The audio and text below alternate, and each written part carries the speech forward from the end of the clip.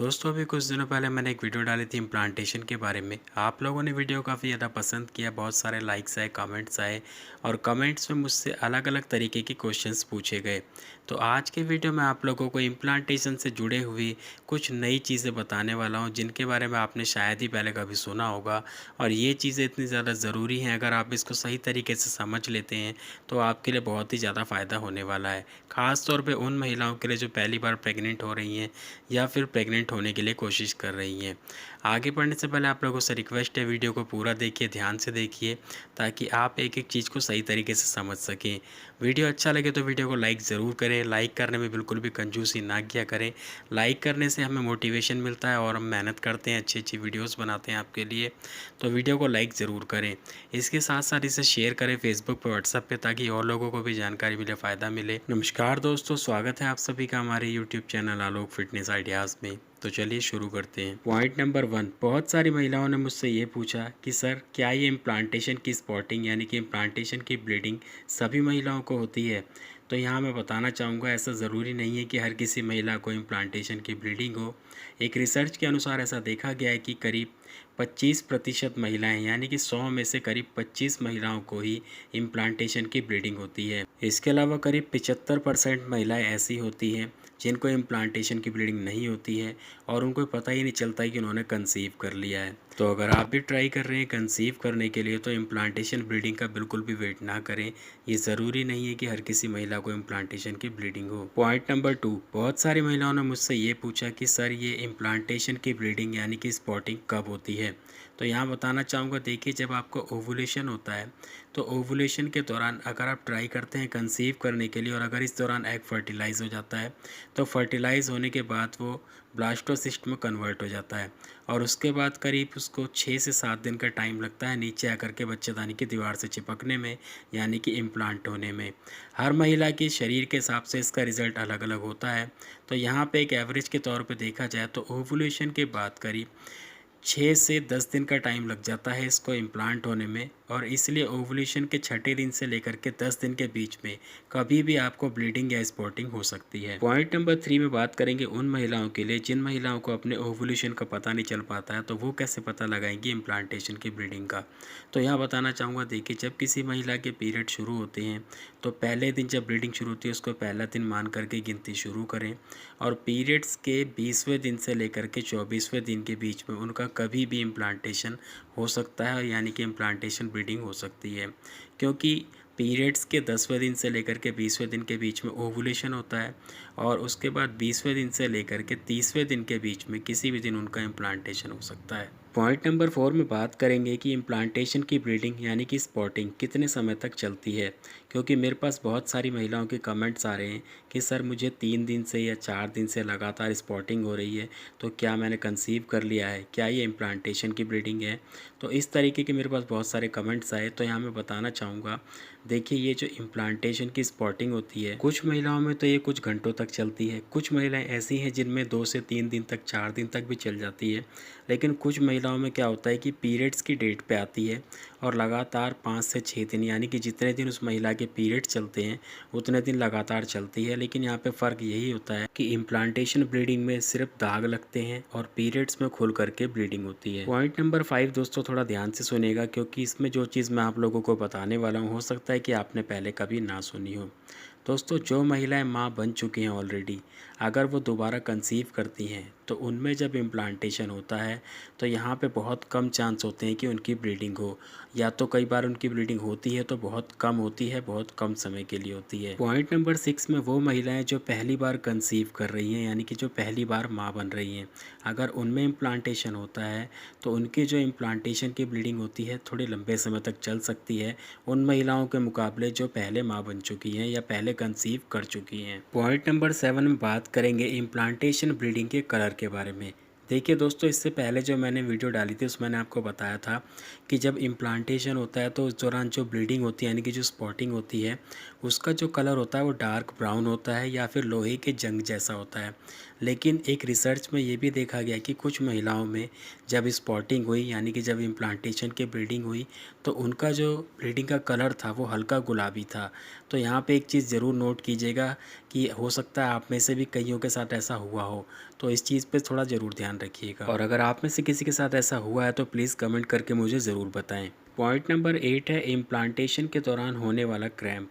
बहुत सारी महिलाओं का मेरे पास ये भी कमेंट आ रहा है कि सर क्या इम्प्लांटेशन के दौरान क्रैम्प होना ज़रूरी है, और अगर होता है तो किस तरीके का होगा और किस जगह पे होगा और फिर कितने समय के लिए हो सकता है, क्योंकि हमने ऐसा कभी भी महसूस नहीं किया है। तो यहाँ मैं बताना चाहूँगा, देखिए यहाँ भी दो तरीके की कैटेगरी है। एक उन महिलाओं की जो पहले कंसीव कर चुकी है, माँ बन चुकी है। दूसरी उन महिलाओं की जो पहली बार माँ बन रही हैं, यानी कि जिन्होंने पहली बार कंसीव किया है। पहले हम बात करेंगे उन महिलाओं के बारे में जो पहली बार माँ बन रही है। देखिए जब आपका इम्प्लांटेशन होगा तो इम्प्लांटेशन के दौरान आपका जो पेल्विक एरिया है, यानी कि जो पेट के सबसे निचला हिस्सा जो होता है पेल्विक एरिया, जहाँ पे आपकी बच्चेदानी होती है, ओवरी होती है, तो क्योंकि बच्चेदानी में इम्प्लांटेशन होता है तो इसलिए पेल्विक एरिया में क्रैम्प्स होते हैं, यानी कि मरोड़ उठते हैं। वैसे तो ये जो मरोड़ होते हैं ये पीरियड्स आने से पहले भी होते हैं, लेकिन यहाँ पे थोड़ा सा डिफरेंस ये होता है कि ये वाले जो क्रैम्प्स होंगे आपको, ये नॉर्मली बैठे रहेंगे तब भी होंगे, और अगर आप लेटते हैं करवट बदलते हैं तो भी होंगे। इसके अलावा अगर आप छींकते हैं या फिर खांसते हैं तो भी आपको एक क्रैम्प महसूस होंगे।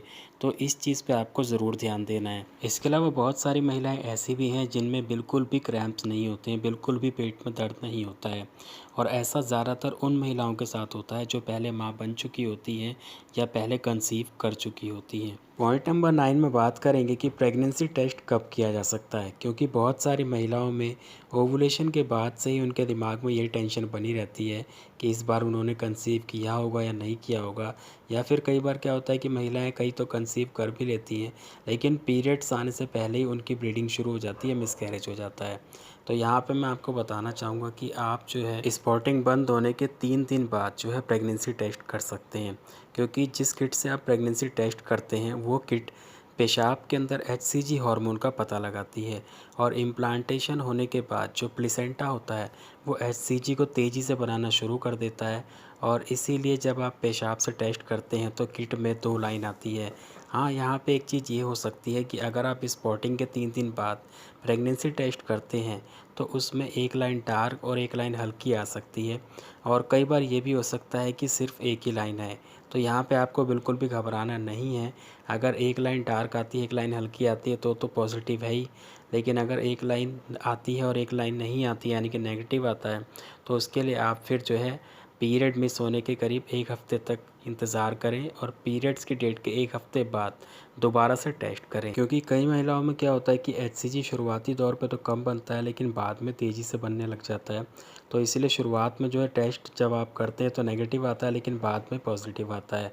वहीं कई महिलाओं में क्या होता है कि शुरुआत से ही एचसीजी बहुत ज़्यादा बनने लग जाता है, जिस कारण से उनका जो है शुरुआत में प्रेगनेंसी टेस्ट पॉजिटिव आ जाता है। तो ऐसा अगर आपके साथ हो रहा है कि नेगेटिव आया तो आप बिल्कुल भी स्ट्रेस ना लें, क्योंकि अगर आप ज़्यादा स्ट्रेस लेंगे तो हो सकता है कि आपकी रुकी हुई प्रेगनेंसी भी ख़राब हो जाए। पॉइंट नंबर 10 है नाउजिया और वॉमिटिंग, यानी कि मितली आना और उल्टी आना। दोस्तों पीरियड मिस होने के बाद इस लक्षण को सबसे बड़ा लक्षण माना जाता है प्रेगनेंसी का, यानी कि अगर किसी महिला के पीरियड मिस हो जाए उसके बाद अगर उसको उल्टी आ रही है, उसका जी मिचला रहा है, तो इसको जो है प्रेगनेंसी का लक्षण माना जाता है। बहुत सारी महिलाओं का मुझसे ये भी सवाल था कि क्या सर इम्प्लांटेशन के बाद से ही उल्टी आनी शुरू हो जाती है, चक्कर आने शुरू हो जाते हैं, या फिर अगर किसी के साथ ऐसा हो रहा है तो क्या हम उसको माने कि वो प्रेग्नेंट हो चुकी है। तो यहाँ पर मैं आपकी बात का जवाब देना चाहता हूँ। देखिए कि जब आप ट्राई करते हैं कंसीव करने के लिए और अगर उस दौरान एग फर्टिलाइज़ हो जाता है तो फर्टिलाइज़ होने के करीब 2 हफ्ते बाद यानी कि 14 दिन बाद उल्टी आनी शुरू हो जाती है, जी मिचलाना शुरू हो जाता है, और ये जो लक्षण शुरू होता है ये प्रेगनेंसी के पहली तिमाही यानी कि फर्स्ट ट्राइमेस्टर तक चलता है। वहीं दूसरी चीज़ आपको बताऊं कि बहुत सारी महिलाएं ऐसी भी होती हैं जिनके साथ ऐसा बिल्कुल भी नहीं होता है, लेकिन इसका मतलब ये बिल्कुल भी नहीं है कि वो प्रेग्नेंट नहीं हुई हैं। क्या होता है कि कई बार कुछ महिलाओं में शुरुआती दौर पर तो ऐसा नहीं होता है, लेकिन जब उनके पीरियड मिस हो जाते हैं तो पीरियड मिस होने के करीब 2 हफ्ते बाद उनको ऐसा शुरू होता है। तो यहाँ पे एक चीज़ ये भी ध्यान रखिए कि अगर उल्टी चक्कर आ रहे हैं तो भी और उल्टी चक्कर नहीं आ रहे तो भी आप बिल्कुल भी घबराएं नहीं, स्ट्रेस ना लें। पॉइंट नंबर 11 है ब्रेस्ट टेंडरनेस, यानी कि स्तनों में सूजन आना, छूने पे दर्द होना। दोस्तों, इसको प्रेगनेंसी का तीसरा सबसे बड़ा लक्षण माना जाता है। बहुत सारी महिलाओं में क्या होता है कि जब उनकी स्पॉटिंग बंद हो जाती है तो स्पॉटिंग बंद होने के बाद करीब एक हफ्ते के अंदर अंदर ऐसा होना शुरू हो जाता है और उनको अपने स्तनों में सूजन महसूस होती है, छूने पे दर्द होता है। वहीं कुछ महिलाएं ऐसी होती हैं जिनके साथ ऐसा बिल्कुल भी नहीं होता है, लेकिन कई बार क्या होता है कि इम्प्लांटेशन के करीब 15 से 20 दिन बाद उनके साथ भी ऐसा हो जाता है। तो यहाँ पे कहने का मतलब यही है कि ज़्यादातर महिलाओं में ब्रेस्ट टेंडरनेस होती है, लेकिन कुछ महिलाओं में ब्रेस्ट टेंडरनेस बिल्कुल नहीं होती है। तो इस चीज़ का भी आपको ख़ास तौर पे ध्यान रखना चाहिए। तो दोस्तों, आज के वीडियो में मैंने आपको इम्प्लांटेशन से जुड़ी हुई कुछ ज़रूरी बातें बताई। उम्मीद है आप लोगों को मेरे द्वारा दी गई जानकारी पसंद आई होगी। वीडियो अच्छा लगा तो वीडियो को लाइक करें, वीडियो अच्छा ना लगा हो तो वीडियो को डिसलाइक करें, और कोई जानकारी चाहते हो तो कमेंट करें। चैनल पर पहली बार आए तो चैनल को सब्सक्राइब करें।